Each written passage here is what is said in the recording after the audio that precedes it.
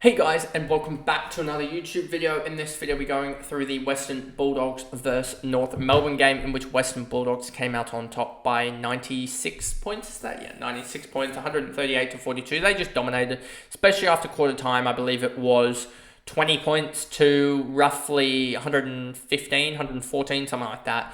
After quarter time, and yeah, Western Bulldogs just dominated. Sam Darcy dominated. I think he outscore the he actually outscored North Melbourne, which is the first time I think this year that someone's outscored a team.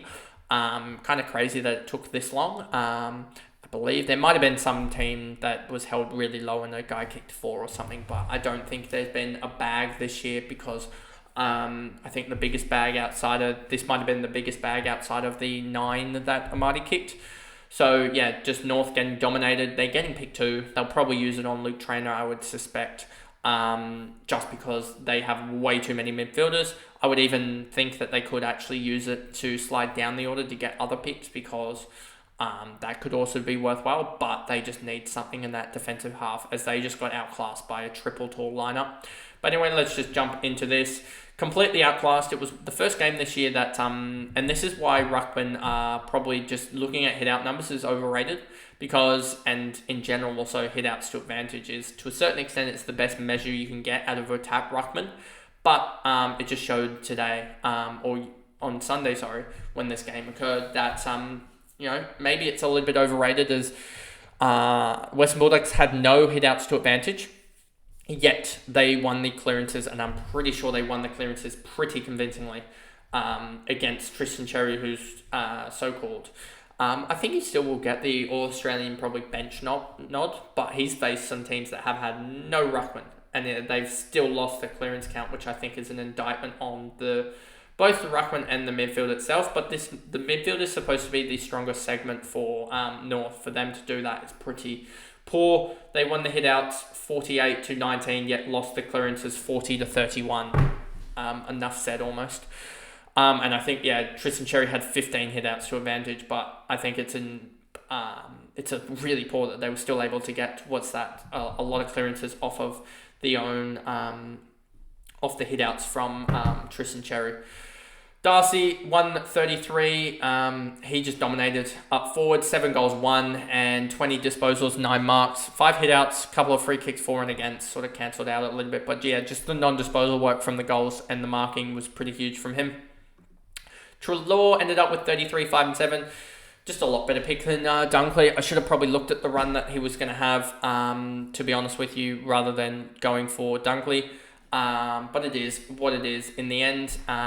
That'll be something that I need to work on next year, is definitely looking at the run rather than the pass scores. I think that's something that I did focus on a little bit and didn't necessarily work at points this year. But yeah, 17, 25, 36, 41, he was huge. Bontempelli ended up 117. After a pretty slow start, he just got going in the last quarter, ended up with 29, 8 and 5, doing his usual non-disposal work, which is huge, and that's where he ended up getting a huge score. Fraser 115. So for anyone that still had Fraser as a mid-forward, probably was the best. Him and Daniels probably saved a lot of people if they still had him.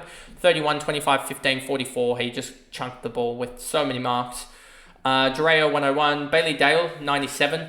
So he would have been better than Sicily, but it wasn't looking too positive for him anyway, with 44 at 3/4 time. But he just chunked the ball in the last quarter.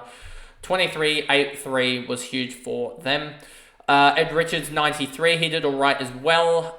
31, 12, 39, 11, ended up with a 93 from 22, 5 and 3, and 2 goals as well. I think he kicked them relatively early on. Well, there's 1 goal here in the first, 1 in the third, so he did pretty well there.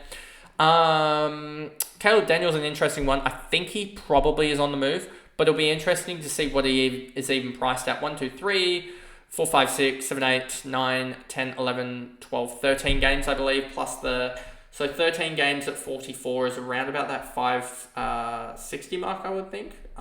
572 plus what do you get here? 87. Divide that by, what do we say, 14? Priced at 47 next year. That'll be very interesting to see if he's at a new club, because if he's off a half back at a new club, he's going to go at least plus, I would think at least plus 30 or so. Back to even just 77. That just presents so much value as a mid-pricer. So yeah, I think he's one, if he moves clubs and gets that halfback role, will be one of the best forwards to select. Lob, Liberatore, McRae, almost the same as well, 31.49 in the second. You can see here, he came on in the 23rd minute of the third quarter and ended up with a 31-point quarter. And then he ended up going 49 in the last with the extra time there as well, which is just absolutely huge that he ended up doing that. He came on in the 16-minute mark and then... So he played a quarter and a half and ended up on 80, one of the best scorers for Western Bulldogs. If he moves clubs, this will be interesting as well, as he's priced more around that sort of 75 marker, but he has the potential, we know that, to go, like you see here, a 129. I think he could average 102, 103 at a new club, which would be plus 30, and that would be your midfield rookie. But then you have to decide between him and Doherty, to be honest with you. Or maybe you decide to grab both and, Doherty potentially moves into the back line. As I don't know if McRae will have that forward status come 2025, but I haven't looked into that as much. Norton, O'Donnell, Williams, Waitman, Bramble, Karmas, McNeil, Gallagher, Ugle-Hagan, Vandermeer, Jones, and West. Then we move on to North Melbourne side of it, and you got Tristan Cherry, as you see here, 1.1 million, hit his break even again, so he went up again. So a little bit surprised that he struggled a little bit more in this game. Was hoping that it would he'd go basically level with Romo, but again, I'll take the 9-point win there on the VC over the going against the Royal Marshals VC. LDU 108, so he again pushes just ahead of Sarong in that race for that slot there. Sarong does have Port Adelaide, which will be slightly restrictive. I don't know who LDU has in the last game. Is it Hawthorn that he has? So that will be interesting to see how he goes there. Scott Fisher with 100. Very, very interesting to see him go 100. And especially with Sheasel pretty much all but confirmed out again because he's in a boot and on crutches. We should see Fisher back there as well, which will mean that he will definitely be an interesting prospect just for a one-match fling. To end the year. Tom Powell, 78, Simpkins, 74, McKercher, 73. So McKercher is just showing that he can't really... he had a really good first half, but a really just slow third and fourth quarter. I don't know whether he was moved on ball or anything like that, and that caused the switch. But he looked really good early on, as you see here. He got away to a flyer, 11 points in the first 3 minutes. Just got away quickly. And in the second quarter, he got away quickly again. Within the first 11 minutes, he had... 12, 14, 16, 19 points in the first 11 minutes of the quarter. So he was on 47 halfway through the second quarter. And I thought, oh no, he's going 120, 130. But he ended up going 70, which just shows rookies can have up and down games, but also up and down quarters or halves, I guess, as it was a tale of two halves. This one, 59-14 split for him. Zerha Woodlaw of 61. What is going on here? 12, 26, 11, 12, 16 touches, 4 tackles, and a goal. I just want to see that breakout from him because he feels like that next generation of midfielder that's both strong but really, really quick as well. So, it's just weird to see 61 here, sort of just dabbling in the 60s, much to the similar nature of like Tanner Bruin. McDonald, Hanson Jr. put up a pretty decent display for a small forward. 12 touches, 4 marks, 2 goals. Shields, Tucker, Larkey, Archer, Ford, Core, Stevens, Curtis, Dawson, Comben injured as well. He's done for the year. Teagle, and then Bergman came on, injured himself. He's done for the year, I would think, with concussion, I believe he got.